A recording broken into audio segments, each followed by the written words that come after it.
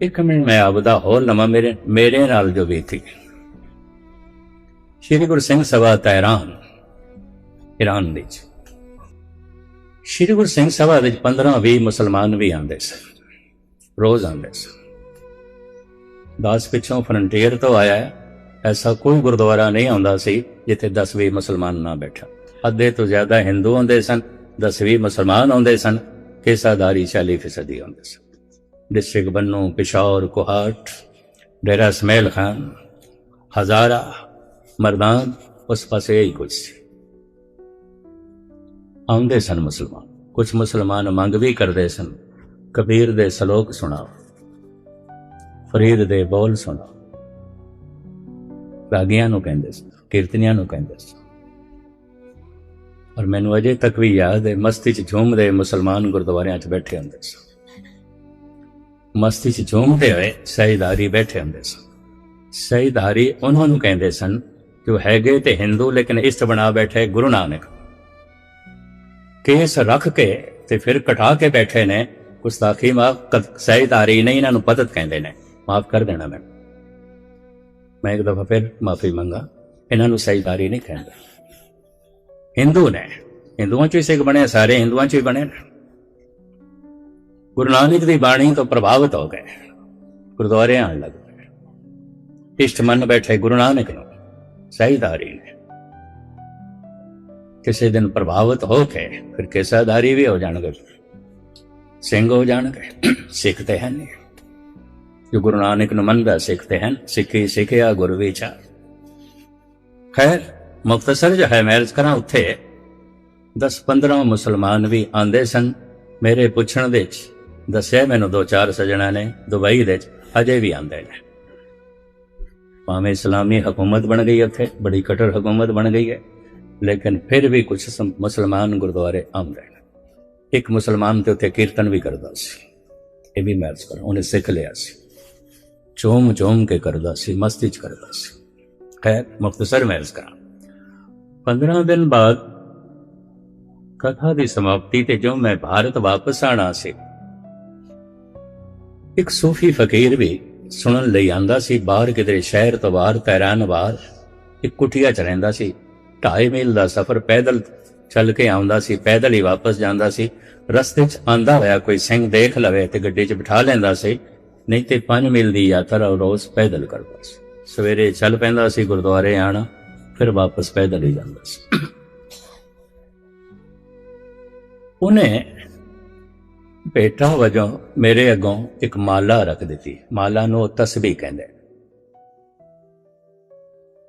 समाप्ति तो बाद उस फकीर नूं मैं कहा, मैं रख ले तूं। मैं कहा माला इंडिया च बहुत मिलदियां ने, हिंदुस्तान च बहुत मिलदियां ने, ले लियांगा, क्योंकि उसकी हालत मैं देखी सी। मैं कहा तुसीं रखो, फिर तुहानूं होर कदे खरीदनी पैगी, रखो। मैनूं कहण लगे तुसीं ਸਿੰਘਾਂ नूं ते नहीं आखिया, जो नजराना दिता है ले लिया। मैं एक गरीब ने ए माला भेंट की, मैनू वापस कर दो, मेरी तोहीन। ओदी अखां बारा, मैं ते नजराना भेंट किया है, और नजराना भेंट किया है जो मैं तुहानू सुनदा रहा। ये तुहानू कबूल नहीं, मैनू बहुत चोट लगेगी। मैं रख ले वो माला, मैं रख ले। आप दी ज्ञात अर्ज करा, गालबन ये घटना सन 74 दी होवे। 80-81 तक वो माला मेरे को रही है। 2 दफा मेरे को ट्रेन दे रह गई सी, यात्रियों ने घर दे पहुंचाई। तो मैं उन्होंने कहा 5-10 रुपए की माला सी, तुसीं सैकड़े रुपए किराया खर्च के अलवर आए हो, एवें के चल गई थी। कहने लगे नहीं, थोड़े हाथ च देखी सी, फिर जमीर नहीं बनी, फिर पहुंचाइए। 2-4 दफा गुरुद्वारियां च भी खो गई, मैनू मिल गई। खास जी घटना मैं थोनू सरवण कराण लगा, हैरान हो गए। कानपुर दास हर साल गालबन 40-45 साल तो 9-10 फरवरी तो लैके 19-20 फरवरी तक 10 दिन कथा करता है। 40-45 साल मैनू हो गए, मेरा नागा नहीं पे। लखनऊ दिच दास दी कुड़माचार्य सरदार पूਰਨ सिंह जी जैवलर्स, उन्हों दी पोती दास दे छोटे बच्चे नूं विआही हुई है।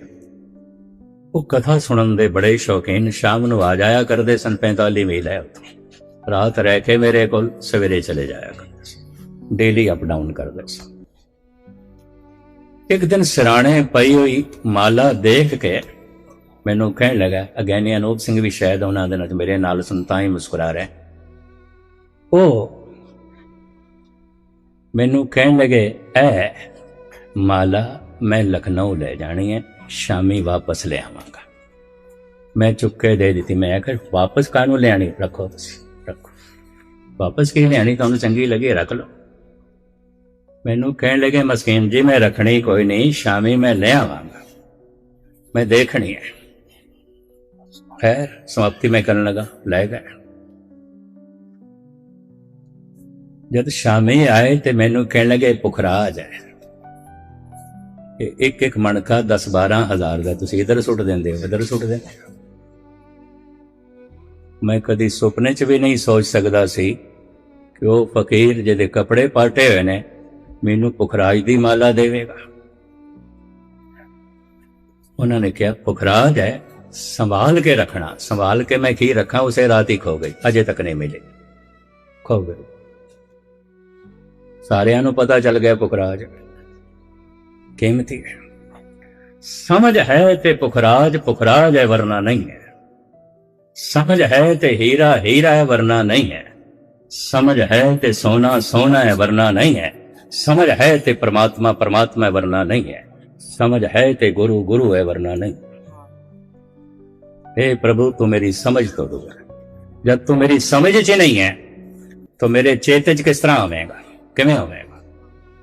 बस एक नुकता कह के हुण मैं समाप्ति करदा। क्या परमात्मा समझ दे च आ जांदा है? आ जांदा। दूजा नुकता बयान करन लगा, अगर वो समझ दे च आ जांदा है तो वो परमात्मा मेरी समझ तो वड्डा नहीं हो सकता, फिर मेरी समझ वड्डी। तू समरथ वड़ा मेरी मत थोरी दा। प्याला कितना ही वड्डा क्यों ना होवे, सागर उस दे च नहीं आ सकता। समझ कितनी ही वड्डी क्यों ना होवे, परमात्मा नूं नहीं समझ सकती। तुसी आखोगे फिर मैं क्यों कहा, जो मेरी समझ दे च नहीं है, जो मेरे चेते दे च नहीं है, एकाग्रता बख्श नहीं, फिर मैं क्यों कह रहे। समझ समझ के ये समझ मिलती है कि हे प्रभु मैं तेनू नहीं समझ सकता, क्यों, तो मेरी समझ तो वड्डा है, बहुत बहुत वड्डा। हृदय इतना प्रभावित हो जाता है, रोम रोम याद करन लगता, रसना उसका नाम जपन लग पैंदी, मन उस विच लीन हो जाता है। समझ समझ के ये समझ मिलती है कि मैं तेनू नहीं समझ सकता, नहीं समझ सकता। तू समरथ वड़ा मेरी मत थोड़ी राम। अगर कोई कहे मैं जान लिया, मैं समझ सकता, गुरु नानक देव जी महाराज कहते सोई अजान कहे मैं जानिया, जानन हार न छाना। फरीद जो कह रहे ने यही कह रहे ने, हे खुदा तू मेरी समझ तो दूर, हे खुदा तू मेरे चेते तो दूर है, मेरी याद तेरे तक नहीं पहुंच रही। अमीर खुसरो दिल्ली दे होया हजरत निजामुद्दीन दा चेला, जिन्हें उर्दू भाषा नूं जन्म दिता और जिसने कवाली संगीत नूं जन्म दिता। इस तो पहले कवाली संगीत नहीं सी। अमीर खुसरो वो कहंदा है, अब तो याद रफ्तगां की भी पहुंच नहीं, दोस्तों ने कितनी दूर बसाई है बस्तियां। ऐ मेरे खुदा कितनी दूर है तेरी बस्ती, मेरी याद नहीं पहुंचती। तेनू याद करन बैठना तू नहीं आ। याद पुत्रां तक पहुंच जाती है, धन संपदा तक पहुंच जाती है, परिवार तक पहुंच जाती है, एक करतार तेरे तक नहीं पहुंचती। ये दो दूरियां लागू हो गई। तू मेरी समझ तो दूर है, तू मेरे चेते तो दूर है। सत्संग करदियां जिस दिन ये समझ आ जाती है, मेरी समझ तो बहुत वड्डा है, बहुत वड्डा है, बहुत वड्डा है। फिरदा उसनू याद करन लग पैंदा है। कतई परमात्मा पूरा समझदे च नहीं आउंदा। कोई बंदा ये आखे सूरज मेरे नाल आके बैठे मेरे घर सोफे साइड दे, जमीन नालों करोड़ां गुणा वड्डा तेरे घर आवे, तेरे नाल बैठे, ओदी किरण आ सकदी है, ओदी रोशनी आ सकदी है।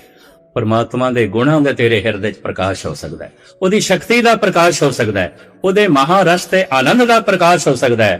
ਸਾਰਾ ਪਰਮਾਤਮਾ ਤੇਰੀ ਸਮਝ ਤੇ ਤੇਰੇ ਚੇਤੇ ਤੋਂ ਪਰੇ ਹੈ, ਪਰੇ ਪਰੇ। ਸਤਿਗੁਰ ਰਹਿਮਤ ਕਰਨ, ਬਖਸ਼ਿਸ਼ ਕਰਨ, ਇਹ ਸਾਨੂੰ ਬਹੁਤ ਹਾਸਲ ਹੋਵੇ।